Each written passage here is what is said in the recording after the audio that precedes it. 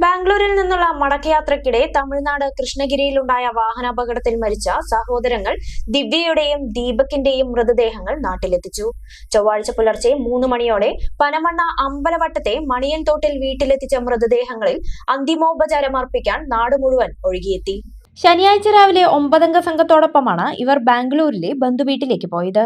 മടക്കയാത്രയിൽ കൃഷ്ണഗിരി ജില്ലയിലെ ഗുരുപരപ്പള്ളിയിൽ ദേശീയപാതയിൽ വെച്ചായിരുന്നു നാടിനെ നടുക്കിയ ദുരന്തം. ഇവർ സഞ്ചരിച്ചിരുന്ന കാർ പഞ്ചറായതിനെ തുടർന്ന് ചക്രം മാറ്റി തിരികെ ഡിക്കിയിലേക്ക് വെക്കുകയായിരുന്നു ദീപക്. ഈ സമയം മൊബൈൽ ഫ്ലാഷ് തെളിച്ച് വെളിച്ചം കാണിക്കുകയായിരുന്നു സഹോദരി ദിവ്യ. ഈ വേളയിൽ നിയന്ത്രണം വിട്ട ടോറസ് ലോറി ഇരുവരെയും ഇടിച്ചു തെറിപ്പിക്കുകയായിരുന്നു.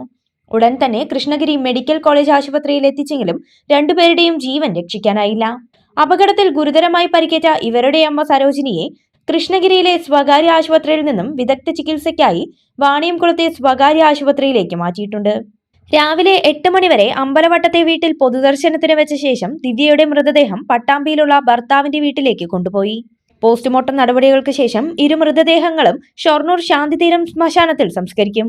വിങ്ങിപ്പൊട്ടുന്ന ഓർമ്മകളുമായി ഒരു നാട് മുഴുവൻ പ്രിയപ്പെട്ടവർക്ക് വിട ചൊല്ലാൻ കാത്തുനിൽക്കുകയാണ്.